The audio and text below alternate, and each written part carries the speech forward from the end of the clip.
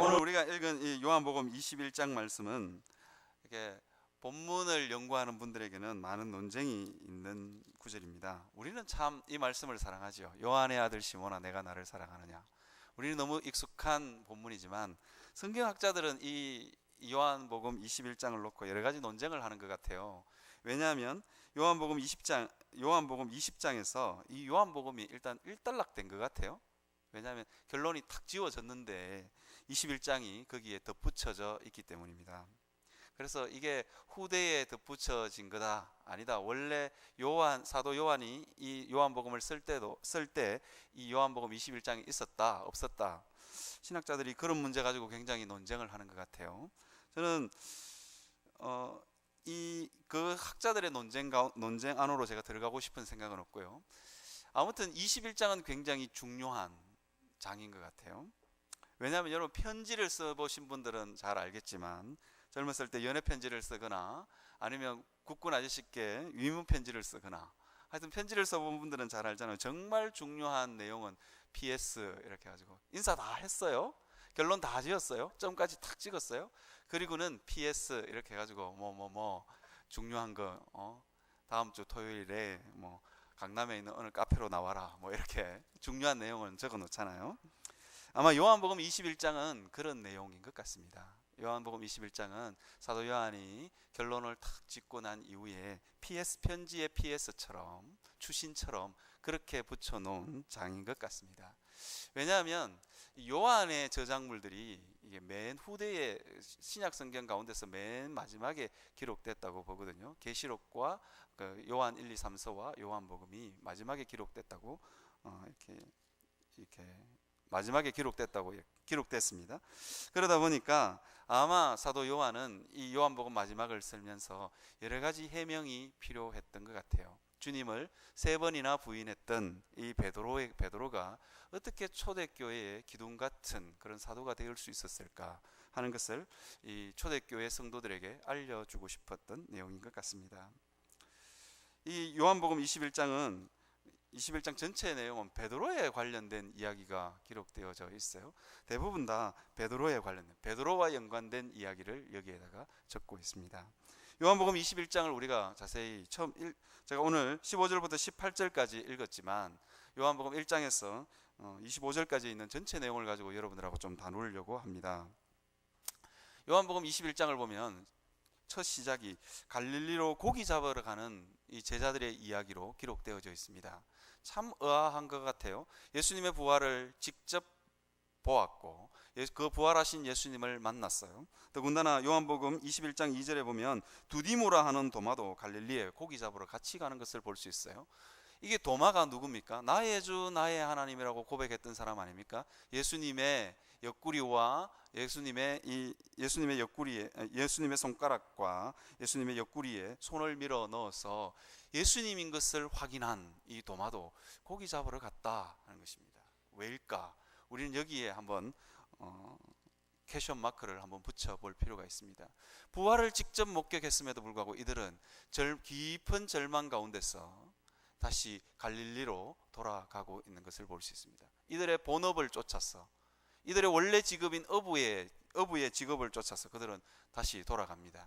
예수님께 분명히 받은 사명들이 있고 너희들은 사람 낚는 어부가 되게 하리라, 그렇게 예수님께서 말씀하셨고, 그래서 예수님의 십자가로 그 모든 사명이 다 끝난 줄 알았지만 예수님이 십자가에서 죽으시고 부활하심으로 인해서 다시 한 번 더 이들에게 다시 한 번 더 이 사명이 주어졌고, 다시 한 번 더 부활하신 예수님을 전파할 책임이 이들에게 있었음에도 불구하고 이들은 다 고기 잡으러 갔다 하는 것입니다. 여러분, 우리가 요한복음에 기록된 수많은 표적들 20장 30절에 보면 다른 표적도 많이 행하셨다, 이 책에 다 기록할 수 없을 만큼 예수님이 굉장히 많은 표적을 행했다, 그렇게 이야기하고 있습니다. 예수님의 기적을 제자들은 눈으로 직접 목도했고 무엇보다도 부활을 목격한 사람들 아닙니까? 그러함에도 불구하고 이들은 고기 잡으러 갔다 하는 것입니다. 그럼 우리가 이 대목을 한번 주목해서 볼 필요가 있습니다. 왜일까요? 왜 이들은 부활하신 예수님을 목격하고도 이게 지금 고기 잡으러 예전에 그 습성을 쫓아서 갈릴리 바다로 고기 잡으러 가는 것을 볼 수 있습니다. 여러분, 우리가 주님 안에서 많은 것들을 했지만, 많은 기적과 표적과 능력 행하는 것을 우리가 경험했다 할지라도 부활하신 주님이 우리와 함께 하시지 않으면 우리의 모습이 이와 같습니다. 신앙생활이라는 건 언제나 예전에 경험했던 것이 우리의 신앙생활을 결정해 주지 않습니다. 아무리 놀라운 경험을 했다 할지라도, 아무리 심령에 불이 떨어졌다 할지라도 주님과 동행하지 않는 사람의 모습이 이와 같습니다.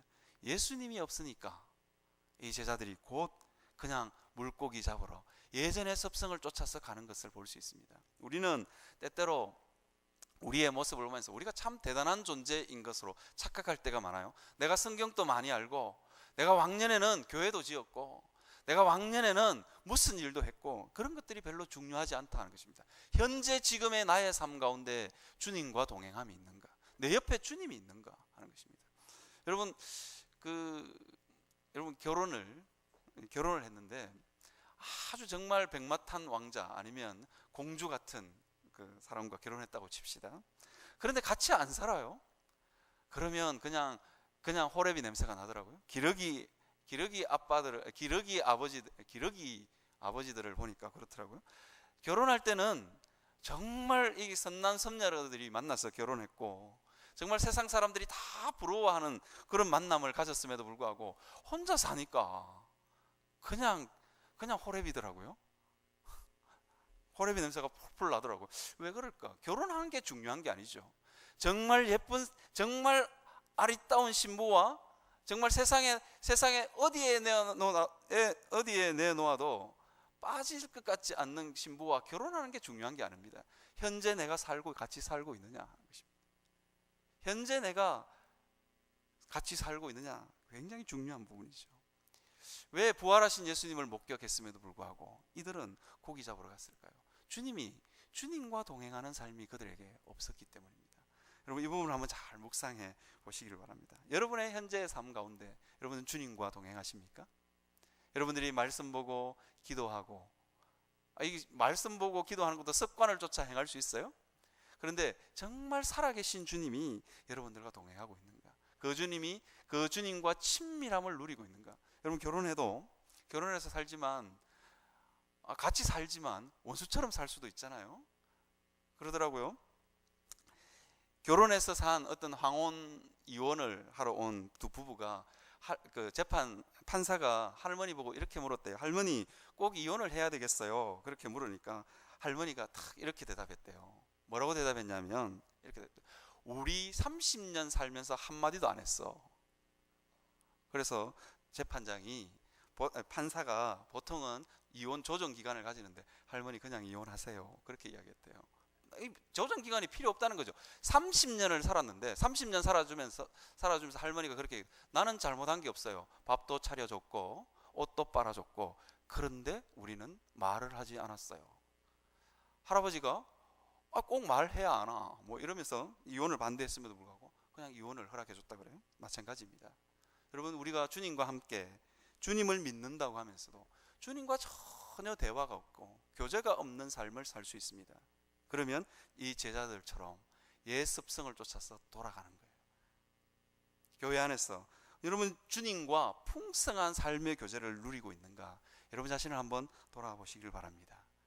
왕년에 무엇을 보았고 왕년의 기적을 보았고, 이게 아마 이 세 번째, 그 후에 예수께서 디베라 호수에서 또 제자들에게 자기를 나타내신 일은 이러하니라, 그렇게 되어 있고요. 이게 아마 세 번째 나타난 걸 본문이 이야기해 주고 있는데요.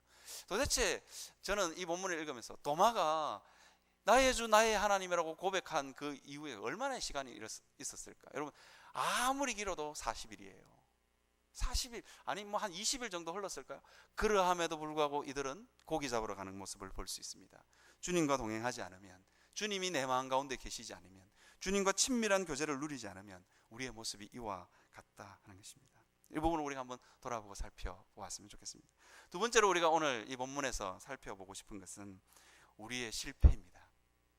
여러분, 우리는 모두 다 베드로가 예수님을 3번 부인했다 이렇게 생각하죠. 그런데 베드로보다 더한 사람들이 있어요. 나머지 12제자는 예수님을 버리고 다 도망한 거예요. 여러분, 이게 우리 그 사자성어 중에 이런 말이 있잖아요. 배은망덕이라는 단어가 있잖아요. 배은망덕.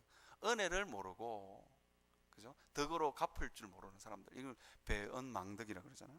이 제자들의 마음 가운데 다 여기에 대한 죄책감이 있는 거예요. 주님을 다 버려두고 도망간 그 죄책감이 있는 거예요. 이게 끊임없이 제자들로 하여금 발목을 잡는 거예요.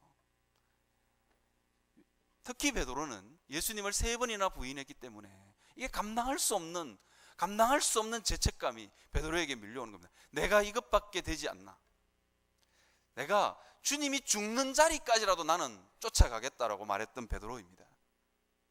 여러분 잘 아시죠? 주는 그리스도시요 살아계신 하나님의 아들이십니다 라고 고백했던 베드로임에도 불구하고, 그래서 호언장담했음에도 불구하고 베드로는 예수님이 십자가에 달리시는 그 순간에, 십자가에서 재판받는 그 순간에 예수님을 3번 부인한 굉장한 이 아픔과 죄책감이 있는 사람이죠.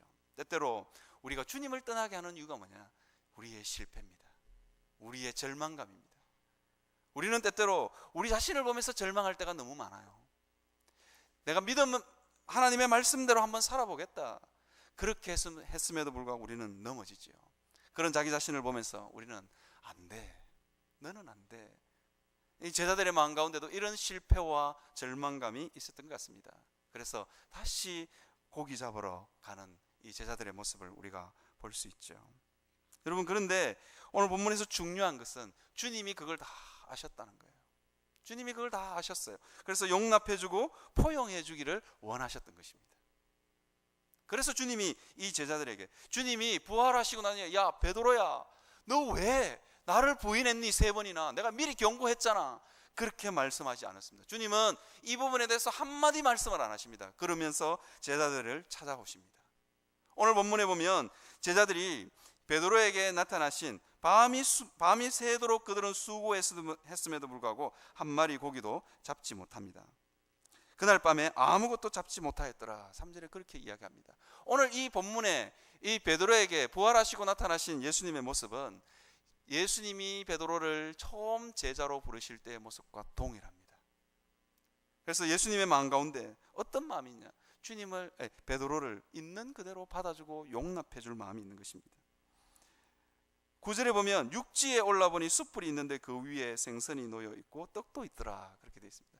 여러분, 숯불 하면 이 앞전에 18장에 가면 베드로가 예수님을 3번 부인할 때 불을 쬐더라 할 때 그 불이 이 헬라어 단어는 똑같은 숯불입니다. 동일한 단어를 쓰고 있어요. 베드로야 나는 네가 넘어진 것도 알고, 네가 사명을 버린 것도 알고, 네가 나를 3번 부인한 것도 안다. 그럼에도 불구하고 용납해주고 포용해주고 싶다는 거예요. 여러분, 이 예수님이 요한복음 20장에서 성령을 받으라 그렇게 되어 있고요. 그리고 나서 21장을 지나서 바로 사도행전으로 이어집니다. 근데 왜 이 제자들이 오순절 성령 강림 이후에 폭발적인 주님을 위해서 기꺼이 자기의 목숨과 자기의 삶을 기꺼이 내놓을 수 있느냐? 우리는 오순절 성령 강림이 강력했다 이렇게 해석하는 것은 성경을 반밖에 해석하지 않는 것 같아요. 제 생각에 이 본문을 보면 왜 이것이 가능했느냐? 주님의 용납해 주심이 있었어요. 있는 그대로, 못나면 못난 모습 있는 그대로 주님께서 받아 주었기 때문입니다. 여러분, 제가 담임 목사님 우리 설교하실 때 전령지혜라는 그 사자성어를 한 번씩 쓰시잖아요. 요즘은 제가 담임 목사님보다 그 전령지혜라는 사자성어를 더 많이 쓰는 것 같아요. 옛날에 초나라에 장왕이라는 왕이 있었는데, 장왕이 이 전쟁터에서 돌아온 장수들에게 잔치를 베풀었어요. 그런데 이게 촛불이 탁 꺼진 거예요. 이 장수 하나가 왕비의 애첩을 그냥 희롱한 거예요. 불이 탁 꺼지니까 왕비가 비명을 팍 질렀어요. 그리고는 뭐라 그러냐면, 불이 켜지기 전에 왕비가 살짝 가서 이야기합니다. 내가 이 나를 희롱한 장수가 하나 있는데 이 각건을 내가 뜯어 놓았다. 근데 불이 켜지기 전에 장수가 그러죠. 모든 장수들에게 각건을 다 뜯어라, 그렇게 이야기합니다.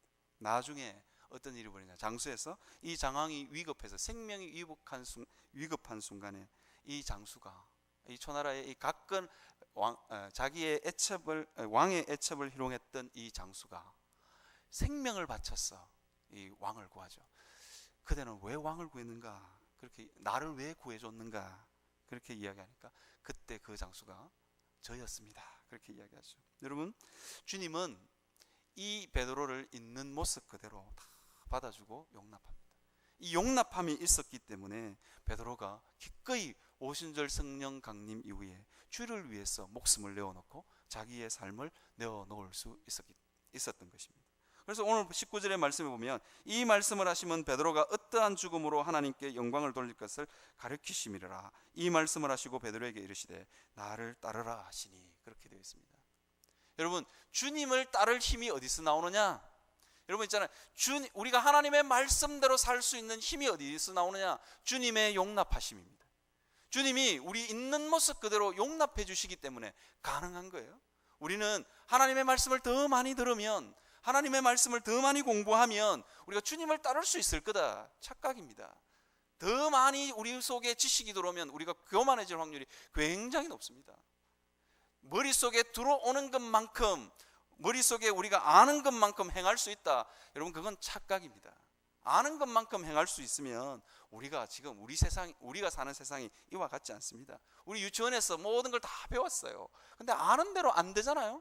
아는 대로 할 수 있는 힘이 어디 있느냐? 그렇죠? 주님의 용납하심을 경험하는 겁니다. 여러분, 그 주님의 용납하심을 경험할 수 있는 여러분들이 되시기를 바랍니다. 우리는 때때로 어떻게 하면 이 주님의 용납하심을, 이 제자들 베드로와 예수님을 다 버리고 도망했던 이 제자들이 주님께서 용납하신 것처럼 어떻게 이 용납하심을 경험하는가 하는 것입니다. 여러분, 우리가 흔히 하는 말 중에 삭수가 노랗다 하는 말 우리 종종 하죠. 삭수가 노랗다. 쟤는 근본부터 털려 먹었어. 그렇게 이야기하잖아요. 여러분 있잖아요, 그런 말을 아무리 들어도 여러분 절망하지 마시길 바랍니다. 주님은 있는 모습 그대로 우리를 용납해 주시는 분입니다. 제가 삭수가 노랗다 이렇게 하는, 이걸 이제 가르쳐서 낙인을 찍는 거거든요. 이 낙인을 찍는 공동체에는 자유함이 없어요. 낙인을 찍는 공동체에는 신앙의 성숙이 없습니다. 왜? 모두 다 움츠려 있기 때문이에요. 모두가 움츠려 있고 모두 다 자기 자신을 드러내지 않기 위해서. 여러분, 우리의 아픔과 우리의 실패와 우리의 절망감은 드러내야, 이게 솔직하게 고백해야만 이게 낫고 치유되는데, 모두 다 이게 자기의 실수와 자기의 실패가 드러나는 순간부터 모두 다 비난하니까 너는 삭수가 노래, 너는 안 될 거야, 너는 근본부터 틀려 먹었어, 그런 이야기를 우리는 종종 합니다. 그런데 여러분, 주님은 그런 분이 아니라는 거예요. 주님은 끝까지 우리를 포기하지 않습니다. 주님은 끝까지 우리를 고쳐가십니다. 언제까지? 우리가 죽는 날까지. 이것이 계속되는 것입니다.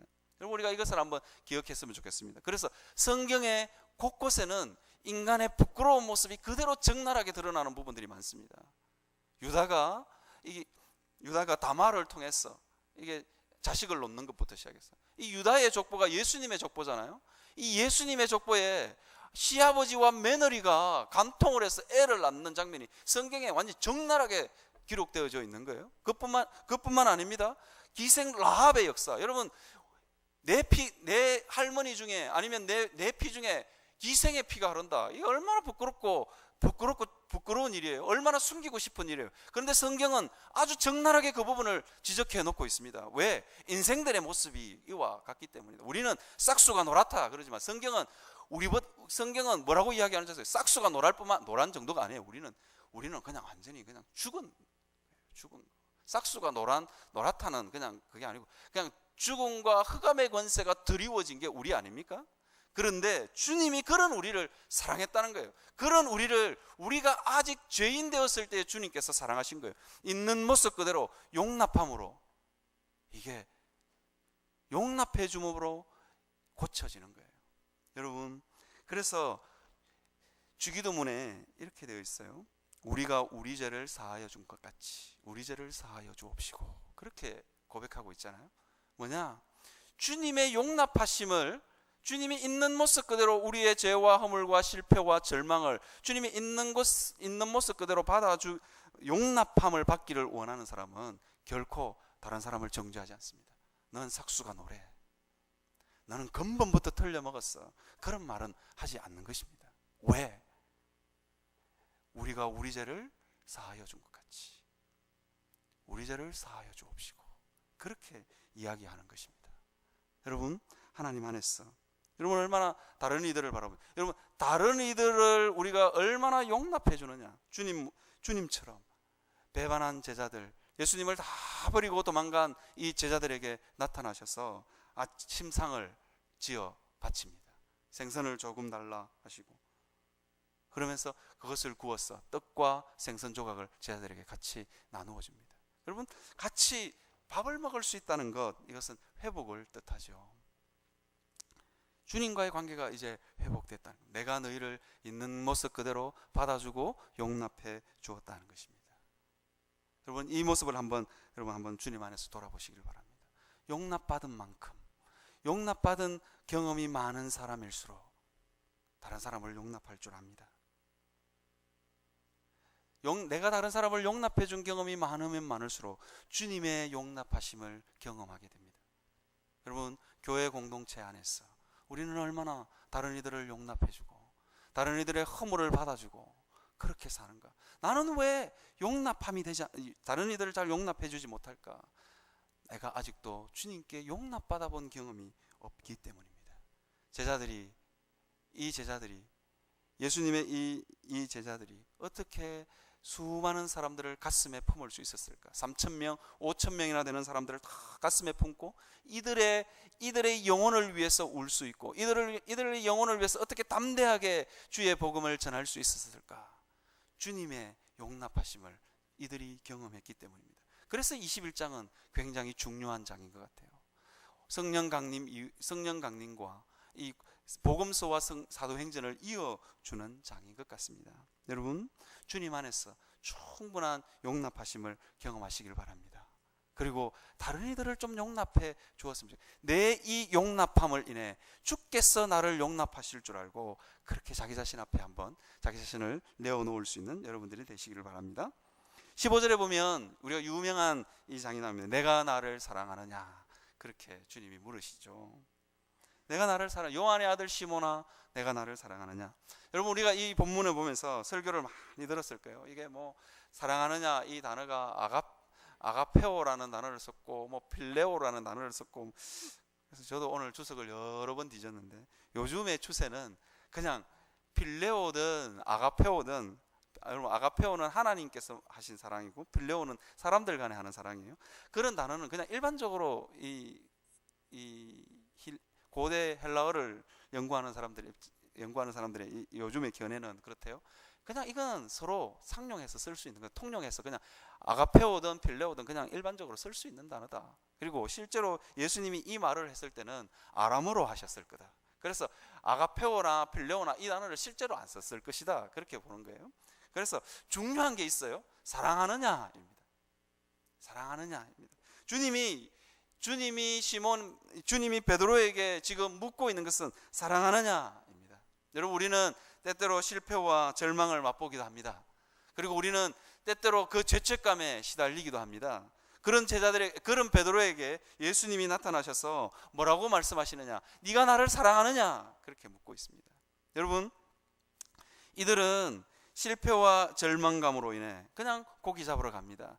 오늘 본문의 15절에 보면 이 사람들보다 나를 더 사랑하느냐. 옛날 성경 가지고 계신 분들이나 영어 성경 가지고 계신 분들은 이것들보다 그렇게 되어 있어요. 이것들보다. 실제 헬라어도 그렇게 사용되고 있다 그래요. 사람과 사물을 동시에 쓸 수 있는 단어, 그 대명사를 썼다 그래요.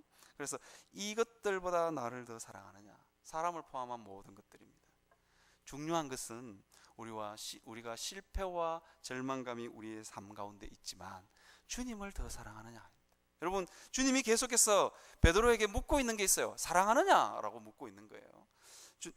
사랑하느냐라고 묻고 있는 거예요. 여러분, 우리는 때때로 주님은 끊임없이 우리에게 다가오셔서 친밀함과 용납과 있는 모습 그대로 받아주고 용납해 주기를 원하지만, 우리는 때때로 우리의 모습을 보면서 이 고기 잡으러 갔던 이 제자들의 모습들처럼 우리 마음 가운데도 이 마음이 있는 거예요. 주님 아닌 것들을 사랑하는 마음이 있는 거예요. 주님 아닌 것들을 사랑하는 마음이 있는 거예요. 그래서 그것을 깊이 사랑함으로 주님의 치유가 더 이상 임하지 않고, 주님이 아무리 용납해 주려고 해도 용납해 줄 수가 없는 거예요. 이게. 주님의 용납하심이 느껴지지가 않는 거예요.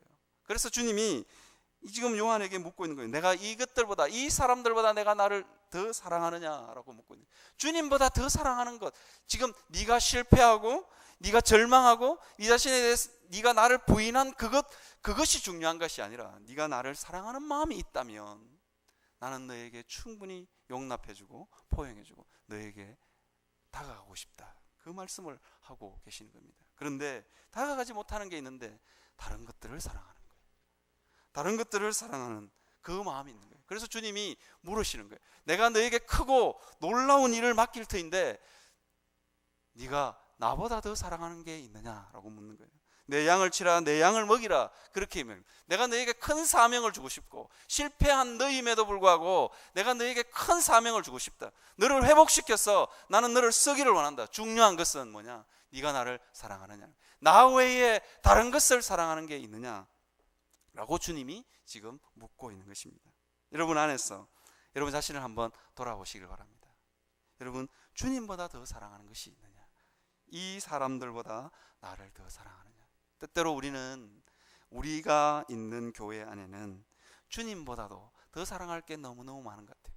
주님보다도 내 명예를 더 사랑할 수 있고, 주님보다도 내 자녀를 더 사랑할 수 있고, 주님보다도 돈을 더 사랑할 수도 있습니다. 주님보다도 내 자존심을 더 사랑할 수 있는 게 우리입니다.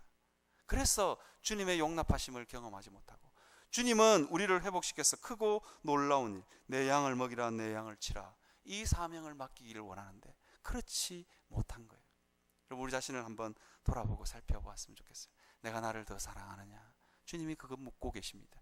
네가 실패한 것, 실패하고 절망한 것, 네 자신의 자존심조차도 좀 내려놓을 수 없겠니? 주님은 그렇게 우리에게 묻고 있는 것입니다. 내 자존심이 뭐 그리 중요하겠어요?